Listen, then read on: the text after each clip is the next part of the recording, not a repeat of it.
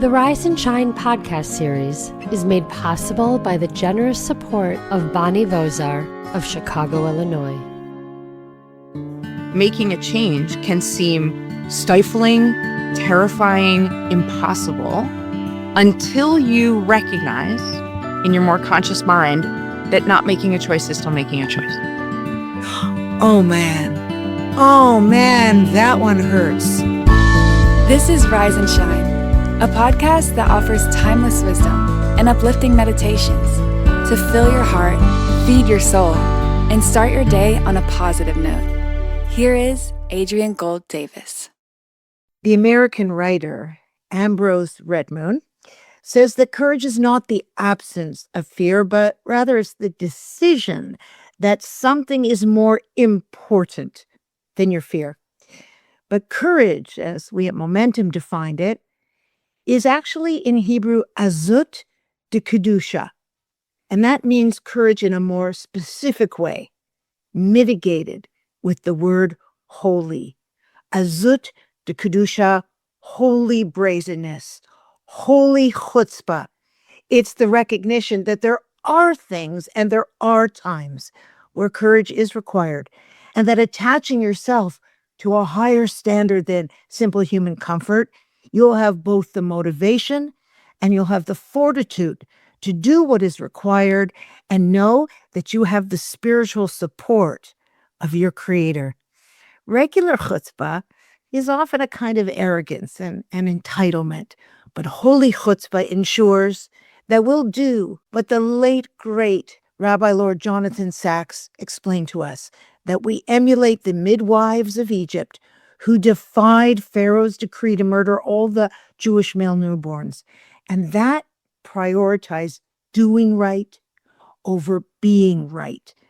They had the courage to refuse to obey an immoral order, and in an act of civil disobedience, they, as he said, redefined the moral imagination of the entire world. But it can be terrifying to do what's right when it flies in the face of your own comfort or even your safety. But we can do it. Witness a usually shy and retiring mother who suddenly has to advocate for one of her kids. And she can go from meek to mama bear in an instant, and so can we. But first, we need to understand the brain and how and why we freeze and fly and falter. And for that, I need to introduce you to the extraordinary expert on this. Her name is Dr. Deborah Gilboa. She's an author, a physician, a resilience expert, and she frequently appears on TV programs, including The Today Show and Good Morning America. She's been on Rachel Ray. Now, popularly, she's known as Dr. G, and she's the author of 5 self-development books, which include my favorite, From Stressed to Resilient, The Guide to Handle More and Feel It Less. And you should also know she's the mother of 4 boys, which is an exercise in resilience anyway, and that her eldest was a lone soldier in the IDF's Nachal Brigade. She is a beloved Momentum educator, and for full disclosure, I love her too. Good morning, Dr. G. Good morning. Thank you for having me. Oh my gosh, I feel so blessed that you agreed to come. You know, on our trips, you have helped unpack the concept of holy brazenness by helping us understand why courage is so challenging from time to time and what is actually happening neurologically within our brains that prevents us. So can you first give us an overview of that condition? Definitely.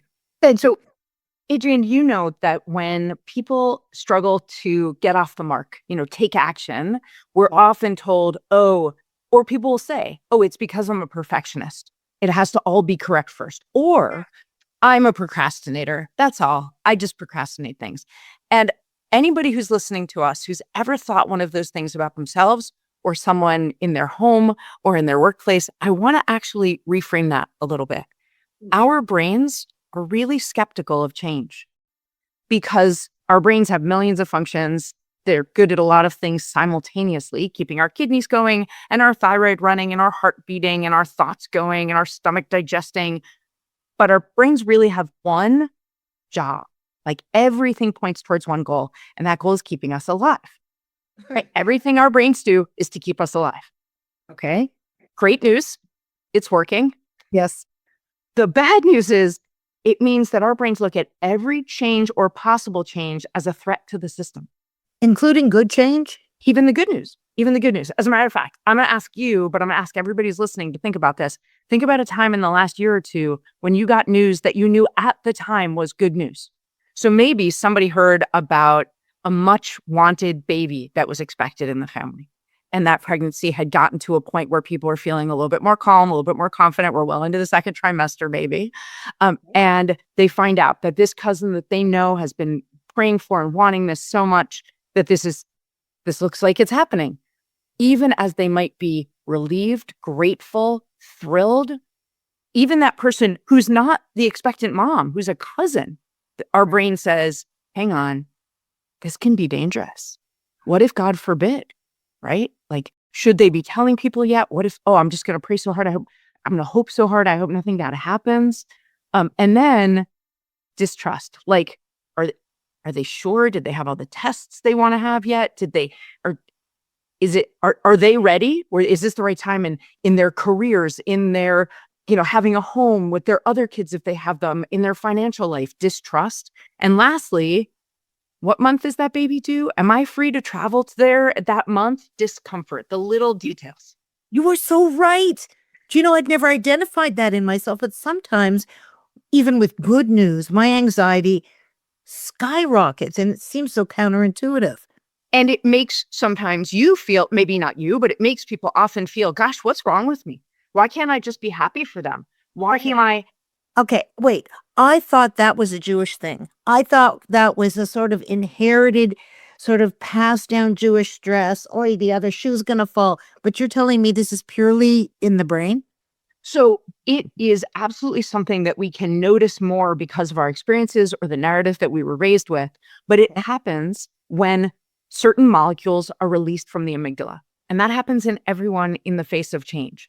Okay, what many of us? Tell us what The amygdala is a portion of the brain that's in the dead center in every axis. It's right in the middle. It's normally about the size of a peanut. Maybe there's two of them. But it has two sides. All right. So when we say, there's a change over there, and I mean not just the doctor calls it with a serious voice, leaves a message on your voicemail, please call me back, right? That's obviously scary. I mean, when we walk into work and we see a look on our boss's face and say, hey, what's up? And the boss says, nothing. I'll see you at the meeting. Our brain is off to the races, right? That's right. Because our brains are vigilant to change or the possibility of change. And the first thing that we think about is our own protection. Am I losing my job? Am I losing my life? What could be dangerous? And then distrust. Can I believe this? Am I worthy of this? Can I stand up in the face of whatever this is? And then discomfort. Sure, I got a new job, but who will I have lunch with? Will the commute be 3 minutes longer because right now I need every minute in the morning to get my kids out the door before I get to work on time? So our brain uses these three safety mechanisms, loss, distrust, and discomfort, but the chemicals happen to everyone. We may notice those three things less, especially if you have a lot of experience as an adult navigating a lot of change. It may not hit you most times, but every time the amygdala lights up, pushes out some molecules into our body that shut down some of our advanced reasoning and make us worry about safety first. And God created us this way? Why? And it's kept us alive for how many millennia? Because if every time you hear a bump in the night, your first thing is protect, you're more likely, when in the rare case it's actually something dangerous, to be vigilant enough to be okay. I won't take us on too much of a tangent, but because you said, doesn't this just come down through our tradition and through our history? I will tell you that the people who were more vigilant were more likely to escape persecution. And so it's been reinforced genetically over and over. So we might have, and there's some research to suggest, a heightened sense of this. But more importantly is understanding, first of all, that our brains look at every change, including taking action, and this is where we get to courage, as risky. So we have to be a little stronger to do something new, to do something outside our norm, or face something outside our norm. That takes more intentional effort. Our amygdala likes old patterns, no matter what they are, no matter how damaging, no matter how ineffective. Our amygdala likes old patterns, but our prefrontal cortex, there is no quiz at the end of this conversation. Our prefrontal cortex, which is the part of our brain that we use when we're trying to make decisions, is open to more neuroplasticity, more ability to create new patterns. But if we leave the amygdala turned up full blast, then it is very hard for us to do anything outside our usual patterns. So an image that I like that helps me remember it, if you walked into your bathroom and your bathtub was overflowing because someone had left the tap on, what's the first thing you would do? Turn off the tap. Right. Even although you might multitask, right? You might say a foul word, you might yell for your partner, you're going straight to that faucet to try and turn it off. And if something is stuck, if you can't turn it off, you would still crank it down as hard as you could. So this is how I want people to think about their amygdala. You can't turn it off. It's a safety mechanism. You can't turn it off, but you can turn it down. Wow. And you turn it down by asking yourself one question. What choices do I have? Oh my, just hold on a second. So basically, from what I'm hearing, and just please correct me if I'm wrong, because this is outside of my area of expertise. What I'm hearing is that we needn't feel ashamed of what happens or how we react with the first reaction, because that's brain chemistry. Exactly. Need to feel like I'm such a loser, I'm such a scaredy cat, I have no guts. That initial responsa is built into us. But when you get to the choice part, how do you, because clearly, I mean, Judaism is telling us you have to make choices. And you're not responsible for the outcome, but you can't just stand there. So if turning down the amygdala is possible, but turning it off is not, does that imply that the choices we make will not preclude still being afraid? Of course not. So because every action, our brains are correct. Every action does represent change. That's absolutely true. So that's why making a change can seem stifling, terrifying, impossible, until you recognize in your more conscious mind that not making a choice is still making a choice. Oh man, that one hurts. So in other words, Scarlett O'Hara saying, "I'll think about it tomorrow," and Tara, or whatever that famous line was not proactive as it to Kedusha. It wasn't holy braveness. It was not. And she was gaslighting herself, to put it in common parlance. She was telling herself there's no difference between deciding tomorrow and deciding today. We know that there are moments that are put in front of us to make choice. And if we step back from those, that's also a choice. Adrienne, have you heard any interviews with Eli Sharabi? Yes. Fallen hostages. Of course, yes. He wrote a book. His book was the first published by one of the hostages, and it was a bestseller in Israel in Hebrew, and it's in English now. It's just called Hostage. I was blessed enough to hear him speak. And he said that at every step and every moment, he would think, choose. Choose to make eye contact or not make eye contact.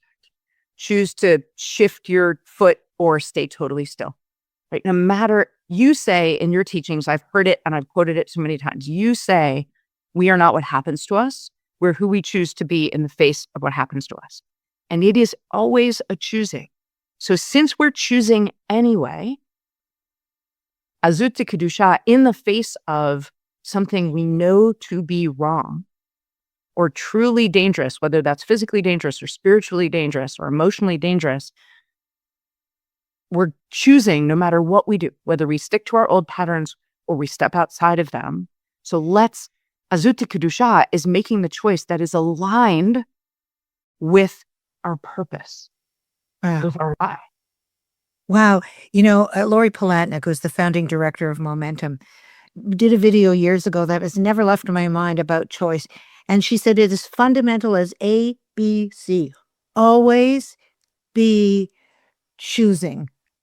Isn't that great? The ABC Great. of life is And always it's true. Now, listen, you mentioned I'm a mom of 4 guys. yeah. And I don't think as a parent, you can be constantly intentional. Some of it is just about inventory management and making sure you have all the kids. Right. But in the moments where you sense an inflection point, if you can choose in a way that's aligned with who you mean to be in the face of whatever it is, another kid being mean to your kid. And it's not that there's always one right choice. If there's another kid, you're at a playground and you see a kid being mean to your kid, you're going to take everything you know about the situation and your child, and you're going to decide, is who I mean to be in this a mom who says, I'm going to see how this plays out and see what he can learn from it? Or knowing where he's at, what he's been through recently, what's going on right here, am I going to be the mom who says, I've always got your back. I'm here to help you. I get what you're saying, and it makes me understand one of the many, many important reasons to learn Torah, which of course is instructions for living. There's this idea that if you're rooted above, like think of a human being as an inverted tree. When you're rooted above, you don't stagger down below. Meaning, first we have to know what the right thing to do is. And that's why we call it holy brazenness. You can be brazen and brave and courageous and have chutzpah in a holy way if what you're pushing forward from or moving towards, even in a state of fear, is aligned with what is considered to be right. But how, if you don't know what's right, do you know where to go and when to be brave? And Adrienne, when you say that, it strikes me, it isn't just about memorizing, these are the things that are right. It is about saying, okay, given what I've learned about what right is, who do I mean to be? What's that look like in my life? Because deciding that while you have all these chemicals going through your body, making your heart rate go faster and your blood pressure go up and your breathing come faster and your stomach tighten and your head hurt because you have your amygdala is putting out all this cortisol, that's not a great time for reflection. Okay. It's not a great time for like, what kind of a mom am I trying to be? Or what does this child need from me? Or what is the good my work does in the world? Or what do I need from this doctor's visit today? And, I'm a medical doctor, so I put it in that context a lot. I've had patients at my front desk being brazen about, hey, my appointment was supposed to start 2 minutes ago and I'm not back in a room and I did because they have 3 more errands on their list. And I've seen people at my front desk being brazen like that because they're really scared about the symptom that they see in their husband and they think we're not taking it seriously. That's you're right. It's in the purpose of it. There one time in my life that I did this right. I have to share it with you. When I got married, I got this set of Baccarat crystal. I don't know if you know what those are. I know those 2 words. Okay. Baccarat crystal is this very expensive, very beautiful. They were goblets, wine goblets and champagne goblets. And I kept them on a very high shelf in a cabinet. And one of my kids was always climbing on that cabinet. And at one moment I was in the kitchen and I turned around and I saw him on the top shelf and I watched as he tipped the shelf. And the only things of value that I had in my life in those days, other than my shoes, were these $100 glass goblets that were gifted to me. And I watched the shelf tip as though it was in slow motion and smashed to smithereens with him standing in the middle of it. For whatever reason, I'd been studying a lot that week. I'd been in a Jewish parenting course. And for some reason, I had this pause between stimulus and response. And I remember saying to myself, how you react now will be something he'll always remember. And I said, sweetheart, are you okay? When I wanted to say, you idiot, I've told you not to growl.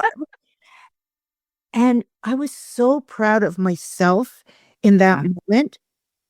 Okay, never mind the fact that a couple of years ago, I asked him if he remembered it. And he said, no, he didn't. And I realized, my gosh, probably only remember the times when I did it wrong, not when I did it right. But somehow I was able to lengthen, as Viktor Frankl said, that period between stimulus and response. But you just said that there are moments where you don't have the opportunity to lengthen that response.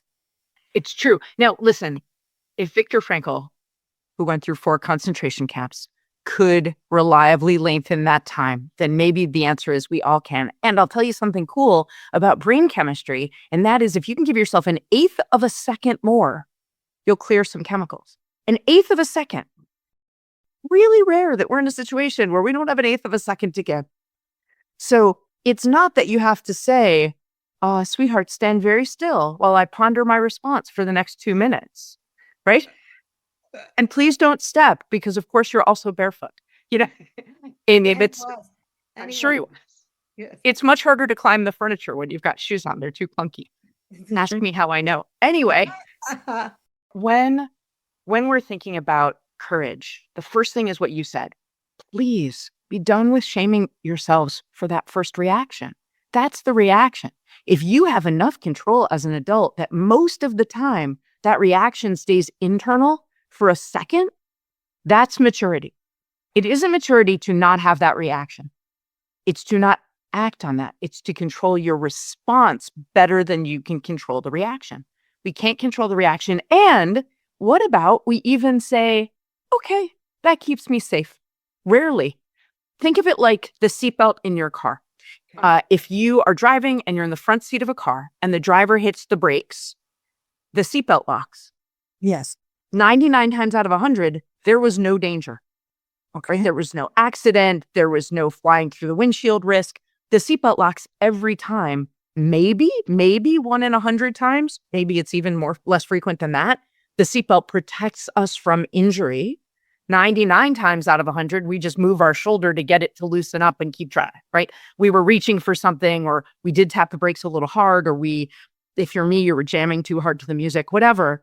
But in that way, it is not a decision tree. It's a safety mechanism. And you don't get mad at your stupid car most of the time, depending on what else is going on in your life, for locking the seatbelt. In the same way, This is brilliant. Go on. Yeah. don't want you to get mad at your brain because it's just there to keep you safe. And you haven't spent a lot of time YouTubing how to disable that safety mechanism in your car because it's annoying, because you know that someday, God forbid, you're in a big accident, it could save your life. Wow. This is such a paradigm shift for me. That seatbelt really, that illustrates it for me. I get that. Courage, if courage isn't the absence of fear, it's the decision that something is more important than your fear. Right? And holiness is the ability, kedusha is related. It's a word that means separate, actually. So the word for wedding, kiddushim, right, is and when you make kiddush on Friday night, you're separating this day out. This glass of wine is separating out the regular days of the week from the Sabbath. And this holiness, this separateness, it's interesting because this never occurred to me before. It takes 1/8 of a second, you're saying, to step into separation from a purely brain reaction into a conscious choice about what is right. 1/8 of a second. Is there an exercise you can do when you're afraid that can sort of take that second and put it into action? It's an interesting thought. I wonder if there's a way, if every time you need to make a decision, if you could start, it would take a long time because habits take months to build. But if you could make a habit of, for example, just like pinching your pinky and your thumb together, just that long, right? Just pinch your pinky, like take your pinky, which is a sort of weird, your last finger, your fifth finger, and your thumb, and meet those, right? Just Get them. Everybody is doing this right now while they're listening. Thank you. Put your hands back on the steering wheel, women. Yes. Yes. It's a little bit of an awkward muscle to use that fifth finger. It is. And just saying, like, before I do anything, I'm going to do that. That's enough to remind you to pause and make sure that the next thing you're doing is also on purpose. So anything you can do like that you can make a habit so that when somebody is doing something that puts you out of your comfort zone, or you have a decision to make, or you're feeling a reaction, if you can always do that as a reminder to make sure that the next thing you do, if it's brazen, it's also separate from just a reaction kind of brazenness. Like, how dare you step in front of me in this grocery line? Or how dare you interrupt me? that maybe you say, like, really what you're asking yourself when you're deciding if it's courage and not just brazenness, if it's azut kedusha, what you're deciding is this aligned with who I'm trying to be? Which means that when you're not in that moment of stress, you want to be spending some time thinking about who do I mean to be so that you have a goal in mind. But so, for example, if you know you're going to sit down with your boss or a parent-teacher conference for one of your kids who's not always a stellar example of a perfect student, and you say to yourself, okay, I'm going to try every time I feel like it's my turn to talk, I'm just going to tap my thumb and my finger first to make sure that whatever I'm about to say or however I'm about to respond is aiming for my goal. It may not hit it, but you can't be, in my work, my study is in resilience. You can't be resilient, which is navigating change towards a positive goal, if you don't know what your goal is. So when my kids are going to something big or hard or stressful, I'll say to them, what's a win? And I push them to think, what's a win that's in their control? So if they're like, well, a win is an A, I'm like, yeah, the teacher decides on the grade. What's a win that's in your control? If I do my best. Okay. What's a win that's in your control? If I give effort the whole practice, if I show good teamwork, if I stand up during the huddles, whatever it is, right? Like, you decide on something. What's a win that's in your control? And then every time you have to respond, am I aiming for that? You may or may not get there, but you will not hit it if you're not aiming for it. Oh, that's exquisite. Dr. G, so much of the Jewish path is a path to heightened consciousness. We eat in a highly conscious way, or we can or cannot have that. We can't have it now. We could have it later, whatever it is. We sanctify time in that way. We, make love in that way. All of the things we do are sort of hyper conscious so that we don't operate sort of on knee-jerk reaction, so that the amygdala is not driving our journey, our voyage through life. Honor it, right? Without having it drive us. We can honor it, be grateful that it keeps us safe sometimes, and know that it can get in our shoulders' way sometimes too. Yes, and that doesn't mean it's wrong. That the discomfort is not necessarily saying, because it seems to me that many of us, the minute we feel discomfort, erroneously believe that something's wrong. But if discomfort is a natural part of the human condition, and we know that spiritually, psychologically, physiologically, if we know that that's true, and we take that 1/8 of a second to align our courage with the holy practice of who we want to be, then we also have the help from above that we need. And yeah, this is an exercise in maturity, isn't it? And every time you get it wrong, and that happens all the time, it's remembering that courage is also in trying again to get it more right. Oh, you know what? You are such a gift. I'm going to listen to this repeatedly. And that practice of the baby finger with the thumb, I think you called it the pinky. Is it really the pinky? Okay. Pinky ring. And in America, it's the pinky. I don't know. Maybe it is pinky rings. Yeah. The pinky and the thumb will give me that 1/8 of a second. It's just a physical manifestation of what I need to do to turn down the faucet, because I can never turn it off completely. And when I know that it won't go away completely, then I can practice what is right, despite and in spite of whatever's going bump in the night in my chest. Is that accurate? That's totally it. And when you can do that, then anything that you truly need azut kedusha for, what you really need to step beyond what's comfortable and known to you because it is the right thing to do, you'll be more ready. You'll be stronger, and it won't feel as scary. Thank you. Thank you. Thank you from the bottom of my amygdala. That was so instructive and so informative. I'm the kind of person who needs to understand something. I think I understand. Thank you. Fantastic. I so appreciate your joining me today. I'm so grateful for you on so many levels. Thank you. Thank you, Dr. G. Have a wonderful day, everybody.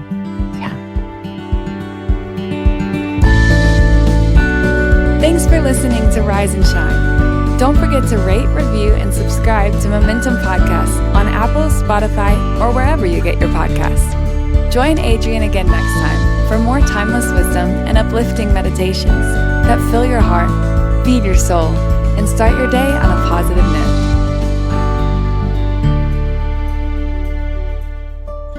This podcast was made possible by the generous support of Bonnie Vozar of Chicago, Illinois. Spread the wisdom. Inspire Jewish individuals around the globe by supporting Momentum's podcasts. To sponsor, contact podcast@momentumunlimited.org. You're listening to a Momentum podcast. For unlimited inspiration, wisdom, and empowerment, visit momentumunlimited.org.